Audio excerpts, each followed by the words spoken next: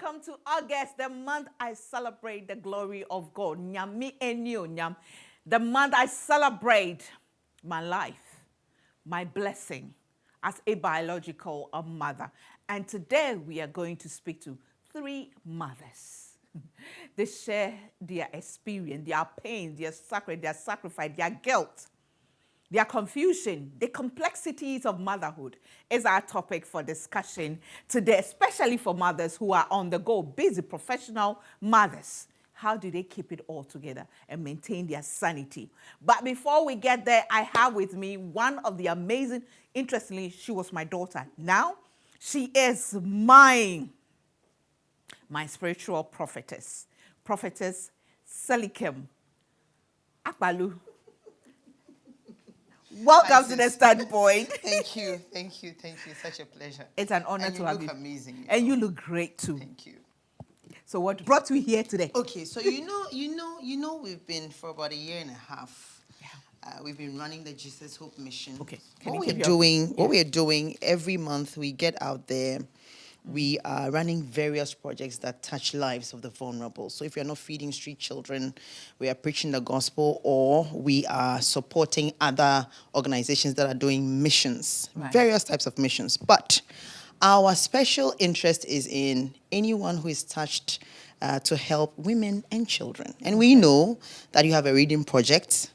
We know that the library project is also up.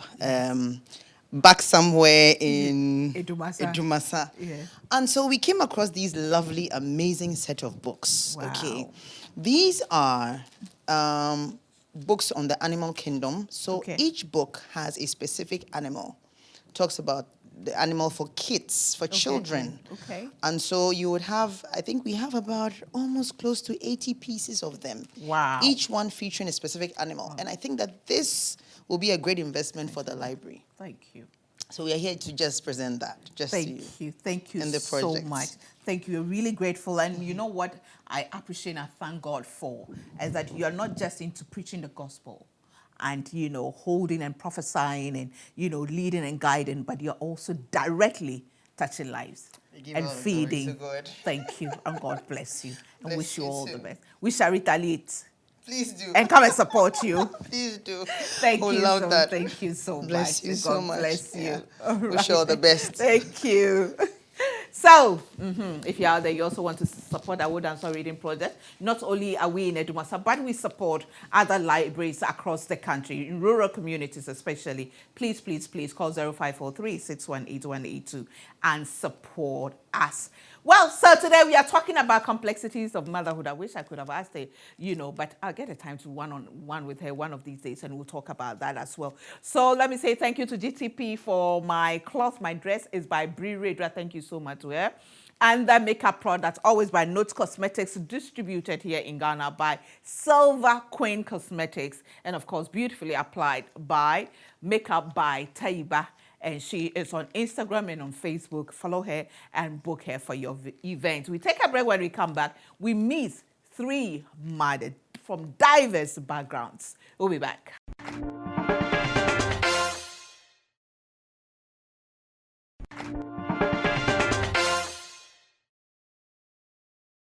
Welcome back to The Standpoint. And yes, this is the month of celebration, the month of the glory of God, Nyami Enyo Nyam. And today we are talking about the complexities of motherhood. And this is because I saw a post by Benis Chebafo on Facebook somewhere in June that really hit home so hard. Let me read what it said. It said, heal so that your children wouldn't have to suffer from having you as a parent. Heal so that your children wouldn't have to suffer from having you as a parent. Trust me, it hits home so hard. I had to think about it. I think I shed a few tears though, because I remembered, I actually realized that I'm a culprit. Caught in the act. And I had some conversations with some of my friends, and it's something that is really common and we need to talk about it. So today I have 3 women who we are going to share our experiences, raw like that, no expertise and whatever said, so that you will know that you're not alone. And then we can also find out how we can go around it in healing, the help to seek to do the right thing so that our children do not suffer the consequences of having us as parents, especially as mothers. Now, seated opposite me is the English madam, the author, please give me another way, Fanny, the originator. Originator Yes. of that sentence, that powerful sentence, healed. She is Bernice Che-Bafo. She is an entrepreneur and a gender activist. Welcome to the Standpoint. Thank you, Mommy. Good to have you. Good to be here. And thank you for agreeing to come all the way from Kumasi. Yes, I had to do it for you. Only for you. I was going to say that you had no choice than to do it for me. I didn't even, there was no question about that. Thank you. And she has a phobia for Android phones. And seated right next to her, I have Diana Diko. She's a gender consultant, my sister from another. And interestingly, she is 12th August. Her birthday is 12th August. That's Bernice. Dinah's birthday is the 9th of August. Yes. Few days, all of them August spawns. You would this month, we are in trouble. And then next to Diana, I have Juliana Amaklofia. She's a founder and executive director, Girls Excellence Movement, and she's a November born. At least my connection with them is that my daughter is August, so by affiliation, associate member by first. Strong to the way. Strong. And then the way. It's strong. The team is strong. Yes. We are strong. Welcome to the Standpoint, ladies. Thank you for having us. Thank you, Mommy. Yeah, good to be back. It's been a while. Yeah, it's a solid to get. But Juliana, when I like to call her Ma, when I called you and told you the topic for discussion, what went through your mind?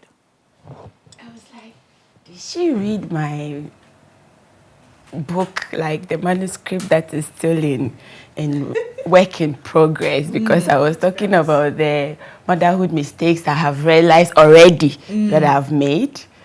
So that's what went through my mind. It was like, wow, we need to talk about this topic. We haven't talked about it enough. Yes. As for Diana, we had the whole show on WhatsApp before we came here. Back and forth, Yeah, and I agree that the part of it that is strong for me is the complexities. It's so complex. You can never talk to one mother, or one mother can never share it all. One parent can never share it all. Bringing up no two children is the same. The dynamics are so many, and the part of it that is interesting is that it's a changing face. When they were babies, you were like, oh, what a daunting task, how difficult it is.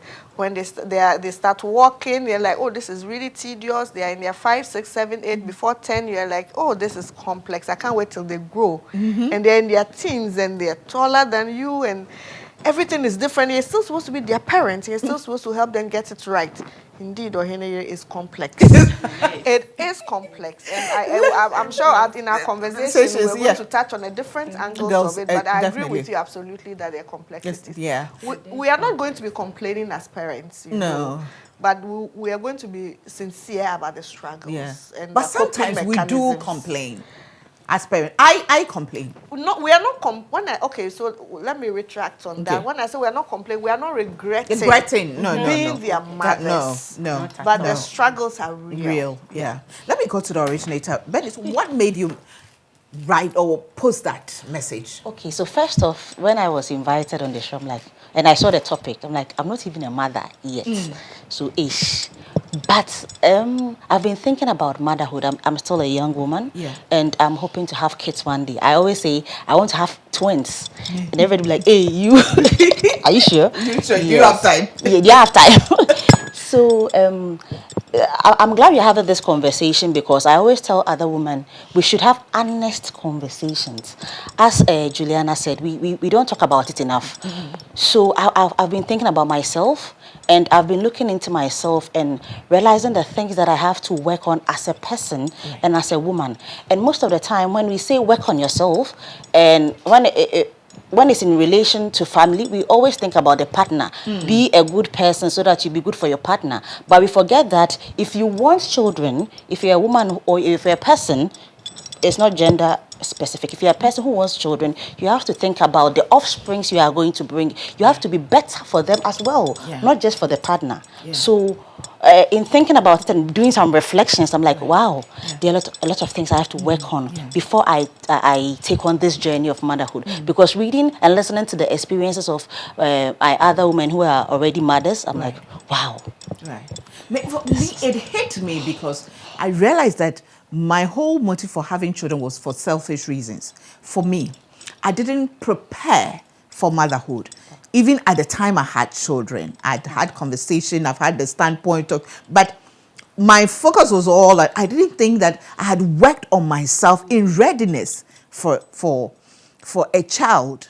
And that thing hit me, that message hit me like, no, we should make that conscious effort to prepare.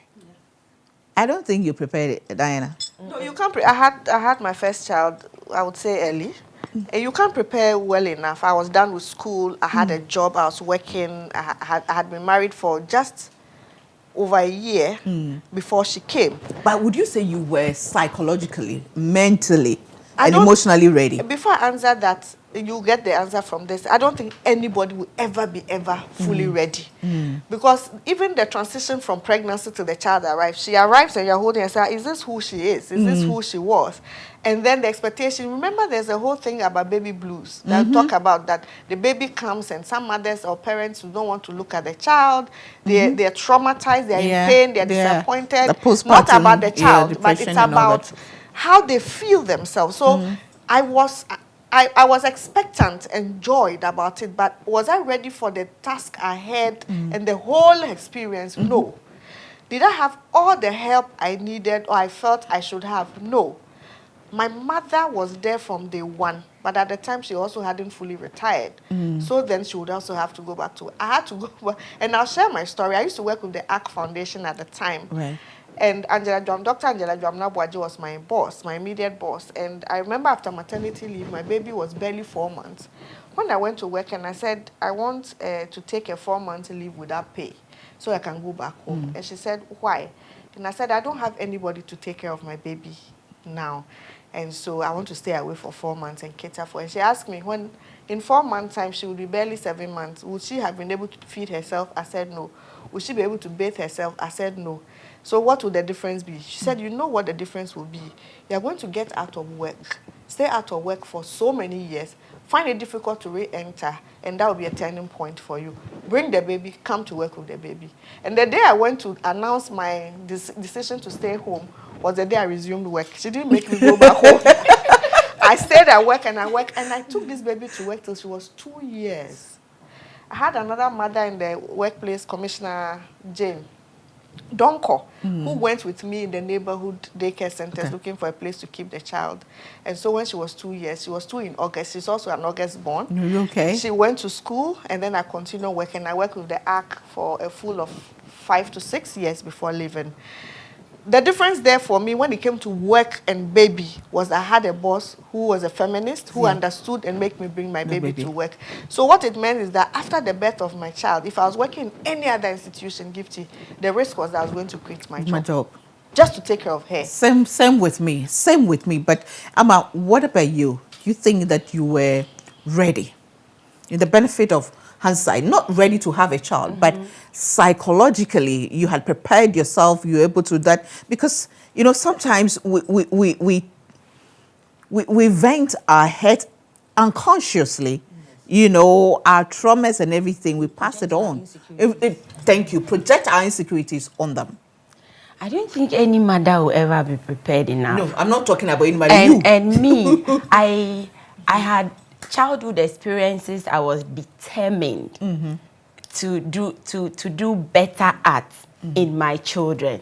So in planning to have a child, I had read so much about parenting, found out parenting platforms and joined and was reading everything. But when they finally arrived, even the strategy that worked a minute ago won't work the next second, because it's so complex that you can never be prepared enough. So I would say I wasn't prepared enough. I'm still not prepared enough, even as I'm taking it one day at a time. Sometimes it hits you and you bust out and project your inadequacies onto them. You're like, can't you see I've done enough? Don't you see I'm trying? I'm trying my best to warrant this specific reaction I'm expecting from you, without thinking whether that specific reaction I want for my personal gratification is what is really good for them, or is what is really what they want to do. And I noticed that we do that because sometimes we see them as extensions of ourselves instead of individual entities, unique with their own expectations and groomed and prepared before they arrived. So we expect, okay, because I have put in so much, I expect this reaction in return as a thank you or gratification for myself. And they're like, no. And then you can't take it. Yeah. I don't know, with the Venice, I can, 4-year-old, I can, get so frustrated, stressed. I look at her, Nyam, don't you see that I'm trying? Don't you see how I'm struggling just to make sure that I do this for you? Why are you doing this to me? Why are you stressing me? And, I just keep doing that. And I realize that it's because I haven't handled taught myself how to handle my own emotional insecurities. And so any little thing, she's being a child, but I expect her to understand me. And then I'll come to you, but Dennis, I don't know if what goes through your mind when you see someone. I mean, I talk to you, so sometimes I tell you about the challenges I go through. And you know what? Since we had that conversation, it has been on my mind. We've had a lot of conversations. I wouldn't want to talk about it, but yes, that's why I'm grateful that I have women like you and other women. Experienced women who are honest about it. When you were talking about how you maybe expect your children to be, I saw a meme I found very funny. It said, imaginary kids are the easiest to one. I saw it. I saw that one too. It hits me because I don't have a child. So sometimes I'm like, I will never let my child do that. Yes. Then I hit me like, relax. You will see. Your time will come. Your time will come. So, it's true. That post, somebody has said that he or she would never let her children, handle or play on the iPad. Yes. The child will be outside, playing all the time. Then somebody say, imaginary children are the easiest to handle. And then we women with our kids, sometimes we judge mothers. Like, why is she allowing her kids to do that? Hey, she's not parenting well. But wait. So I'm happy that, and then when they say that when the two of you kept saying that you can never be prepared for it, it really scares me, to be honest. It scares me. I'm like, okay, after everything that I've learned, you said you learned a lot, you read things. Right now I'm reading, I'm talking to people. I talk to my sister a lot. She tells me a lot of things. So maybe in my mind, I think I can handle it. But I think in reality, it's going to be a challenge. You're watching the Standpoint 3. For mothers, because you have nieces and nephews that you take care of. So, sharing our experience, and I'm sure you can identify with as well. Let me say thank you to Puma Drinks and Awake Purified Mineral Water by Casapreco Company Limited. Go-Got Yogurt by Penta Foods. Juice Time 100% fruit juices. House of Food, Antiveria, we are grateful. And of course, Mrs. Oforipoko and the family are grateful. Yep Cleaning Services. Everything cleaning, they will take care of you. And Standing Floral and Decor, who provide us with our plants. That's natural and artificial plants as well. We take a break. When we come back, we'll look at some of the things that we battle with every day. The complex nature of parenthood. And for this particular program, Motherhood. We'll be back.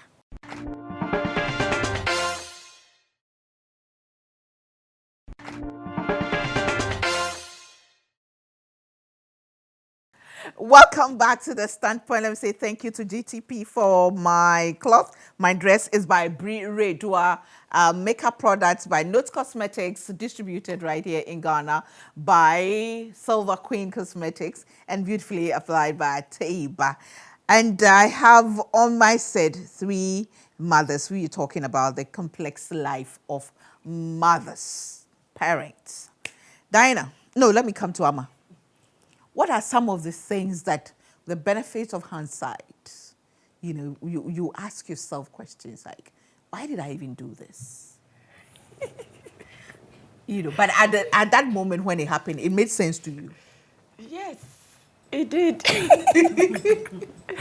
It was feeding. I had a problem, so I couldn't do exclusive breastfeeding. And my mom decided to introduce baby Jaden at the time to Coco. And I was so furious that he wouldn't drink it. And it made sense to me that, well, I couldn't give you what you want, but then somebody is giving you what will sustain you, and you won't pay attention. And I was so offended. And so I decided, okay, he has to go back to the breast, and I would tolerate the pain. And he resisted that one too. I'm like, so what do you want? So I unconsciously, now I know that it was unconscious, I projected my personal frustration that I was failing as a mother. I was inadequate. I was feeling shame that I wasn't woman enough to do what every mother is supposed to do naturally. The breastfeeding part. Yes, Okay. I couldn't do it natural. This small thing that as a mother you're just supposed to do, it's supposed to just come to you. And this is not what somebody was saying, but you were feeling, thinking, telling this myself yourself. in my head. Yeah. And anytime that ad, exclusive breastfeeding ad rolled by, I will switch the screen because it never considered me and people like me who had reasons they couldn't exclusively breastfeed into consideration. And I was frustrated. I felt inadequate. I felt shame. I felt like a failure already. So when this boy resisted Coco, resisted tin milk, and resisted the breast when I risked my pain for him, I couldn't take it.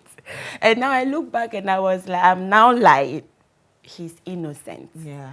It was my trauma I was projecting on him. And that's why Bernice's statement hits home, because I should have healed so that I didn't project that on a baby. You went through, and we have talked about it on the Standpoint before, a very difficult time in your previous, relationship. Did it affect the way you related with your children? Because I had learned the lesson of projecting that personal inadequacy on him Before as a baby, okay. I became a bit conscious. Okay.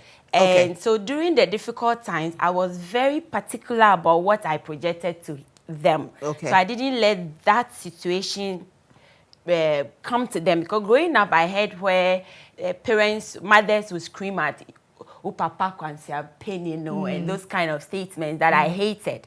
So that I did not commit that one. But I committed other You did not commit that crime. No, but I committed other blunders. Other blood.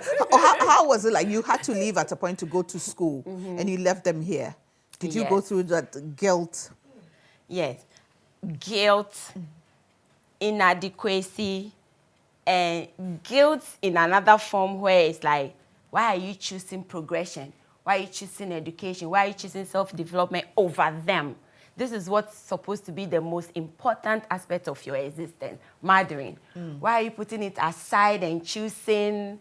And then when I would tell close circle members that I was leaving a 9-month-old baby and his 2-year-old brother to travel all the way to Asia, they were like, okay, what at all are you looking for?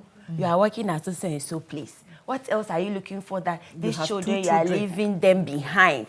And so when I'm processing, I process all that. But then because I had come from a difficult situation, I was telling myself, it's for them. So now I made it about them. So it became a bit easy to deal with the guilt. Anytime the guilt push through, come to the forefront of my mind, the other side will be like, but it's for them. I need to be better for them. I need to earn more for them. I need to get more earning power for them. So once I made them the reason for going, it became easier to deal with their guilt. Then thanks to technology. So as you are there, you are doing video calls.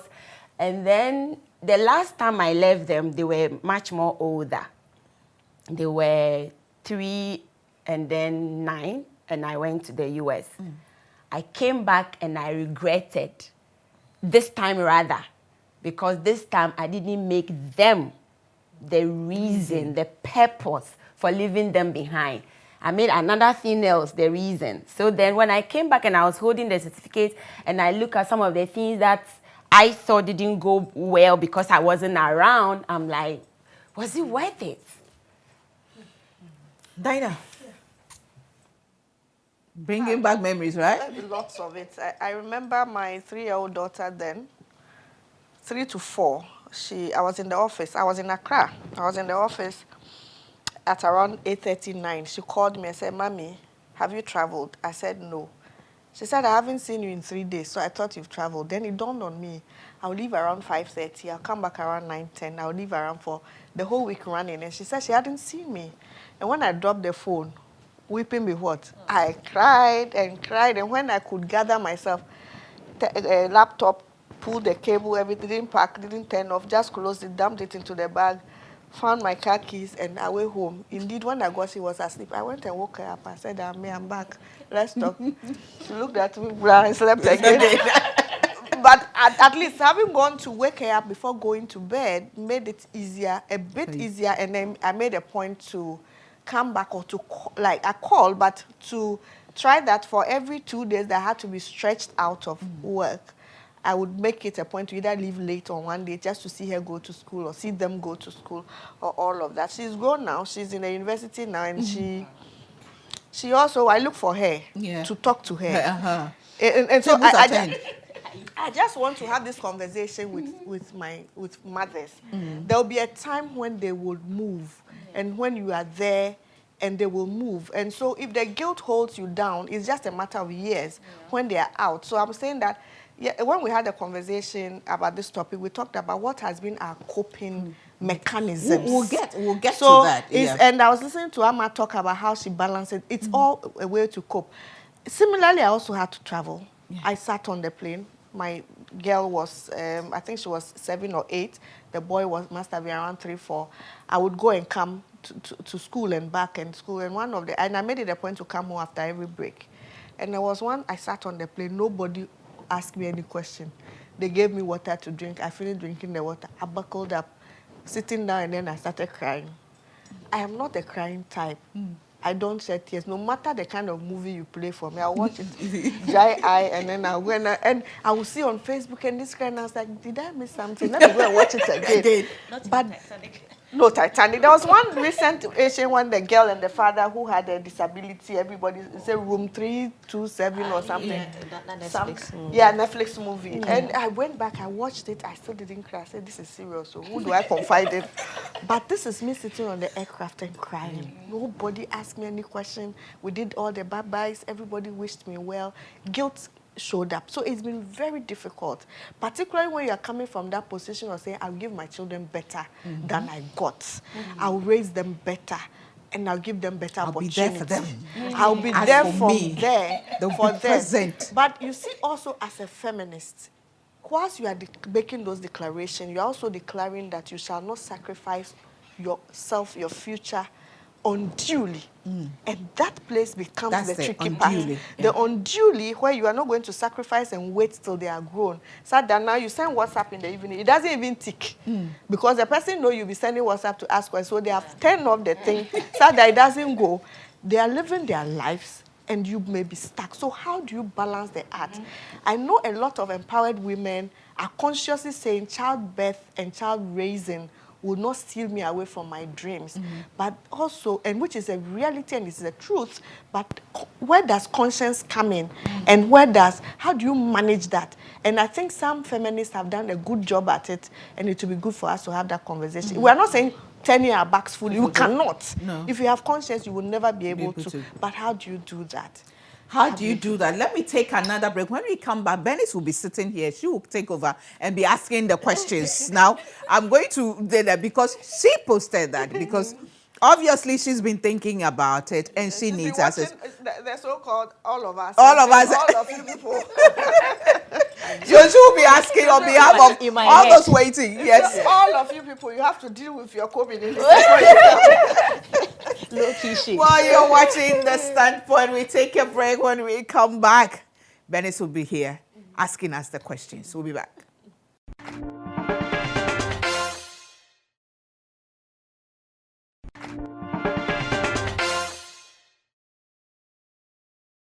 Well, welcome back to The Standpoint. Yes, you're talking about the complexities of motherhood and indeed the complex life of parents. You know, we are women, so we can talk from the perspective of mothers. Maybe one day one of these days we'll do that from the perspective of the hands-on fathers who are really there. But I've switched places, so I hand over to Bernice to ask the questions. Madam Host. All right, so I've been thinking about one thing, childhood traumas. And I want to know, as mothers, are there any childhood traumas that you have that you think you might be projecting on your kids now? Because I have had, I also had a mother who traveled out of the country when we were very young. I was like 10 years. My kid sister was about 7 and my big sister was 16. And that's guilt. And then she was away. I saw her for the first time in 17 years in 2019. So when she came home, and then I remember how difficult it was when I was a kid. But I remember all the times she would call on the phone crying because she has left her kids. And then when she came back in 2019, a friend visited, and he made a comment like, you've left your kids all these years. And I was angry at him because I felt defensive for my mother. I'm like, she did this for us, as she said. So as an older person now, I understand. At that time, I didn't really understand, but now I understand. So I felt like this is hard. I know, and as a feminist too, we've been having these conversations, so I know. So yes, that way, back to the childhood traumas. So for me, one thing that I think I lived with other people. And people say that being to me sure about the way you take care of your kids. So it has made me very iffy about having kids because I'm like, will I be able to be there? I don't want to be ever in the position where I would leave my kids. And I'm also a very ambitious person. And I want to achieve my dreams. So how do I balance it? So I take this trauma with me, and then, I don't know, I'm trying to heal from that, and a lot of other traumas. So I'm trying to heal from that so that I'll be a better parent. So I ask again, do you have any childhood traumas that you feel? If I make any, for me, yes. I didn't grow up with a mother. And I grew up with my father. You know, the better part of my life that I had a mother really in my life was the last 4 years before she died when we bonded. So I had this thing of making sure that I'm always there for her. But the same time, I can't be there for her all the time. I remember the first time I was taking her to school. I mean, I prepared, I had tissue and everything. Everybody said you cry. We got there and this girl just got there and said, Papa, and she left. Wow. She didn't cry, nothing. Hard girl. I was broken. Like, why is she in a hurry to leave me? And you know, this thing where every time when she will say, oh, I want to go to Florence. Why does Florence is like my help, the nanny. Why doesn't she want to be, I'm the mother, you know? And even when I give her, I'm always possessive. I want to be the one to do this. I want to be the one to do till date. I make sure when she's going to school, every morning I bath her myself. I drive her to school myself. Sometimes I'm really tired, but I'm just asking myself, but it's like I'm trying to, I don't know, fill a void. Yes. Or prove that, prove a point that I didn't get it, but I'm giving it to her. In the same way, I find myself projecting my tiredness, my strength, expecting her to appreciate everything. But I'm bathing you. I do this for you. I give you whatever I want to take you. I'm being the one who is always present. Sometimes I travel, I want her to be, I don't want to be gone for long, so I want to go with her. And then at the same time, I'm stressing her. Why am I going with her? When at the same time, I don't want her to leave. I always want to give everybody who comes into her life that, listen, I can do it. So what you are doing to me, I don't think you are doing me a favor. I can do it. You know, and it's just a whole complex kind of mixed emotions. And I think it's a trauma from my past, you know, what I wish I had and I didn't have. So thank you. I have similar. Overgiving and still expecting rewards. On your own. Mine is from a childhood of lack. So it's like I would give anything before they even ask, is there. And then I watch them mess it up and I get offended they are messing it up, yet I'll still make it available because, so I realized at a point that I was trying to satisfy the traumatized little child within who had lack. It wasn't for them. Even though to me, I was doing it for them. But when you called and I started processing, I realized it wasn't for them. It was for the traumatized child who is still not healed. So yes, I do have. And I make them wasteful. Yeah. So when I had to travel the last time and they were with my big sister, when I came back, the first thing she told me was, you've spoiled these kids. They are so wasteful. And I was offended. I'm like, wasteful saying they needed it, so they must have it. You know, one of my most difficult times in mandatory quarantine was when I called. They said she had hurt her finger, and I called to speak with her, and she said, "Who is that?" I mean, she didn't talk to me. Lydia, who was then taking care of, bless her, taking care of Enyonyam, said, "Enyonyam, I have a surprise for you." And then she said, "Who is that?" And I was so offended. So I just like, so if I had died, if something happened, Nyonya would not remember me. Because she hadn't spoken to me on the phone. Now I'm thinking about she hadn't spoken to me, so she didn't know who it was. But I was so offended and I cried for days. Thank you. Well, I have a slightly different burden or baggage that I bring into parenting, and particularly when I have a daughter and a son. I have worked for most of my life as support to survivors of gender-based violence, sexual abuse. I managed the ACT Foundation shelter for abused women for several years, and I was a counselor to victims of sexual abuse, Philly. And I know the various forms and dimensions sexual abuse can take. And so when my children step out, I can have strange image of different things happening to them because I've seen different victims. I know the patterns.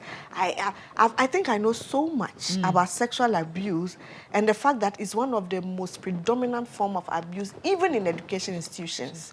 So when my children go out, both boy and girl, and all the other people I call my children, I worry and I panic. And so it triggers my phone calls, it triggers my follow-up, it triggers my text message, it triggers my coaching and preparation, and then I'll be sitting and just have chills. Particularly now when I'm doing trainings and I have to develop content for people on sexual harassment, sexual abuse, immediately I want to check up on my daughters. You understand? Two of my daughters, one adopted and one is my biological child in the university, I quickly panic about what and how can they be going. And you can imagine how it reflects in how much you allow them to go out, to associate, to make decisions. They want to, how much even they want to fellowship in the evening, they want to go for all night, and you are calling, do you have to go? And I'm like, am I standing between this child and these children? They are God. Are they making the right decision? I'm also the one who wants to empower them to be able to make decisions on their own, to also be spontaneous and be calculated in the things they do. But I'm the ones who saying that I don't think it's a good idea to go here, and I don't think you need a phone. My 14-year-old doesn't use a phone still. I'm serious. He doesn't use a phone still. And his sister used the phone until she didn't get a phone until she got to the university. And he doesn't have a phone still. And other parents are saying, I give my child a phone and I teach them how to know the right thing and the wrong thing. I'm asking myself, hey, So did I miss that syllabus in the parenting In school? the Not knowing how to teach your child on the right things to do. He does have a laptop that he uses at home when an adult or somebody is around, but he doesn't have a phone yet. And his friends have a phone in their WhatsApp group, and they have a large following on Instagram, but he doesn't have a phone yet. Where is that baggage coming from? When am I going to offload it? Yeah. Because I've now moved into 5th year on my work on sexual harassment. When am I going to unwind and let my children experience? But I know they need to experience, but this I've seen, as I've done work on sexual abuse for 20 years now. Have I not been battered enough? So that reminds me of something. A friend of mine, I was having a conversation about childhood traumas, and she said when she was younger, she was almost sexually abused, almost by a family member. And then since then, as a child, now she has kids, but as a child, she didn't want to have girl child. So right now she has boys, but because of that experience, she still doesn't want to. So she hasn't healed. So imagine this person, if she has more kids and she has a girl child, how that is going to be. Yeah, so that I do the same. So there's no way I would like, I mean, I have some of my sons. There's no way you take a Nunam to school alone or take somebody. No, somebody will have to go with you. You know, and the moment she does something that, you know, said, oh, mommy, this is it. Okay, who did this? Who I'm always asking what, you know, and making certain comments. Sometimes even she's 4 years, you know, she's dressing, the father's coming at them. So wait. I mean, you know, pushing everybody. When she comes to the office, they are cleaning here. Everybody will leave the office. You know, it's so true. You know, the work we do has, you know, effect on us. So You know, much. it does, and now, you know, And so we then- become paranoid. Yes, but is it rightly so, or it's not? And this is something, where- because you hear stories and you think that if only somebody had taken some precautions, this might not have happened. So then you know me, I don't know any version of sexual abuse that I've not heard yet. I've heard so many. When I was a direct service provider for 5 years. All kinds of cases. You could see, you could smell it. And when they begin to speak, you just know the pattern. One thing I've observed now is that we need to let them teach us how to raise them sometimes. So as we observe what works, as you observe this value you thought, you were not there with a kin to implement it, but in your absence they did it. Because they understood the value so much that even when you were not there, they knew which part of the phone not to go. And then when you go to school and their friends that were so exposed to that side of the phone are talking about it, they come back and discuss it with you. Mommy, would you believe this person mentioned this thing? I was like, I don't want those things. Because you've taught them the value so much that even when they could have just said, hey, show it to me, they decided not to watch because they knew it wasn't, they understood why they shouldn't go there. So even as we know that, yes, it's good to protect them from our perspective, sometimes we need to pause and look at it from their perspective too. So finally, the last bit, how do we heal so that we become better for our children? For me, by accepting our own insecurities, understanding that we are projecting our own past, traumas, pains, hurts onto them, and understanding that we live in two different eras. They are totally different from us. We need to also find a way of trusting them. I remember one of the days I was bathing her and I was telling her, don't let this person do this, don't let it. And I said, and even you, mommy, no kissing. Only peck here, no, you know. He said, even you know. So we need to learn to, it's hard, but learn to trust them. The trust ourselves that we're teaching. I also make the deliberate effort to teach them, make them understand, give them age-appropriate education and empowerment. But open our eyes as well and make them the usual. They say make them our friends. They say I'm not her friend. She said I'm her mother. Juliet is her best friend. Me, I'm her mother. So you know. So I mean, it's for me. It's complex because I'm a late bloomer. She's only 4 years. I'm 52. I'm always comparing by the time I'm 60, she's this age. By the time this is that age. And then menopause has also set in. So I have to learn how to manage that menopause phase, with the hormonal, whatever it comes in, plus my past, and then the challenges I face now, and put it all together to be able to. I mean, it's God. I hope it's God who has to help me, and Thank you I so have to much. accept This my has been mistakes. eye-opening for me, especially. I've learned a lot. Yeah, and so in addition to everything Ohinere said, I also think that whatever our baggage is, let's get help. All of us are coming to the parenting thing with different kinds of weight and baggage, but get help. If your issue is you want to give your children the best care possible, you should understand that you cannot do it alone, but get trusted help. Don't open your doors to anybody, and don't trust just anybody. And I say this because one of the cases I handled when I was doing counseling was two girls who were assaulted by their uncle, a 26-year-old uncle who was brought from his hometown, groomed, and the parents bought him a small car to take the kids to school and back. They rented a flat for him close to theirs so he could be with them at his end. And when they come back, he brought them. He sexually abused them. When the 4-year-old was 2, he started. And when the 6-year-old was 4, he started. And when the parents knew about it, the mother went mental. And this is my case. These are my clients. So I say get help is something I believe. I surround myself with help. My mother is my #1 supporter. My sisters are.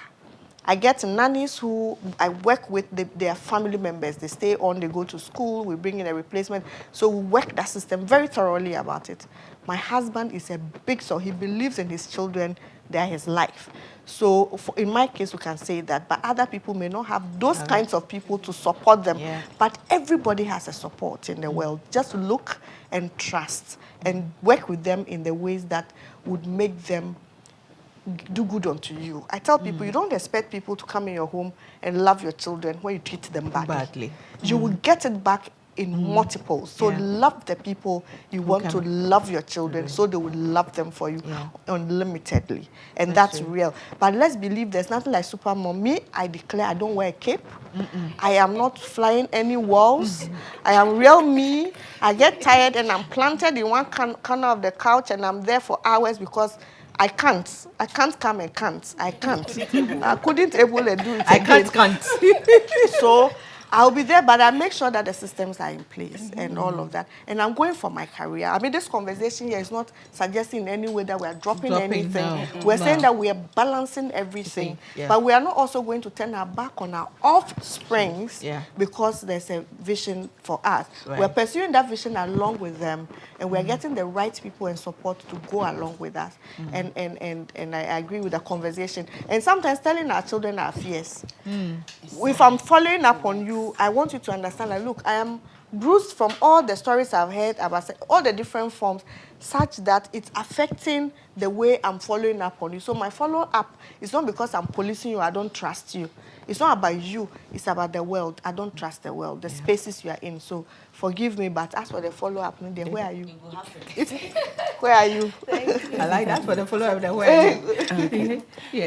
Yeah, I wanted to speak to Dennis and Sure. anyone out there having these fears that even the phones that come with manuals, are you able to do everything the manual stated and use the phone that way completely? Never. How much more a baby that came with their own mind without a manual?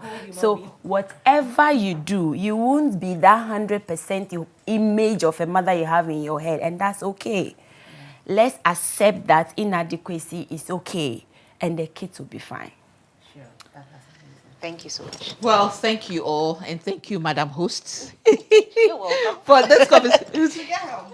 You know, she should come. She'll come down today and come and host. You know, She knows she already looks like you, so it will be You see, you're connecting. Thank you, ladies. This has been very, very candid, and I believe that many parents watching can connect and also get some help and healing, understanding, and laugh sometimes. You know, one of the coping mechanisms, I laugh at myself, a lot, but we'll get there. Thank you. God bless. And happy birthday in advance. Thank you. Diana, happy birthday in advance. birthday. And happy birthday to our little one in advance. And all guest balls, we hear you, we see you. The queen. The queen's okay. We hear you. Happy birthday in advance. I'll be back with a bit of me.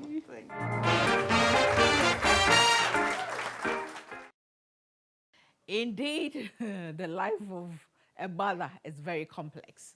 Motherhood is complex. You know, I am somebody, you know my story. I wanted it. I prayed for it. I did treatment for her. But it's not easy. It's not easy. I don't know, but some people have it easy. Well, but the emotions that we go through, I think every mother needs a psychologist, needs to see a psychologist once, every month. It's not easy. The anxieties, the fears, the frustrations, the guilt trips, the projection of our own insecurities and fears and traumas onto wanting them to do what we want and better, feeling that we have the superpower to protect them all the time and thinking we are failing because they didn't get something right. It's complex. It's complex, but it's natural. It's because you care. Because you love that child. Because you feel or wish you could do better. So it's okay. Don't be too hard on yourself. Get help. Just learn to accept that you are not perfect. Just learn to deal with your own issues and then learn how to be able to package yourself, contain your pain, your hurt, your past, and deal with it so that that child can be a child around you. That's advice I give to myself because it's been tough. We've had running battles. As young as she is, I expected to get it. But get what? I mean, she would just keep, but, mommy, but, mommy. And that kills me. What do you mean, but? You must understand it. Oh, what? Motherhood is a whole journey of madness, craziness. But hey, one step at a time. One step at a time, we can do it. We will do it with the help of God and with the help of those who know better. By speaking our truths, conferring, sharing, discussing with people who speak truth, we will get it. It is well. It shall be well. We will get it one day. I am a woman with super crazy faith in God. I know God will do much. I know God will protect my children. I know God will be there for them. But He has also given me wisdom, and I need to apply it every time. Don't forget, it is God. Always soak them in prayers. Always pray and heal for God to give you that heart to be able to do this, travel this journey of motherhood. Thanks for watching. See you same time next week. Bye for now.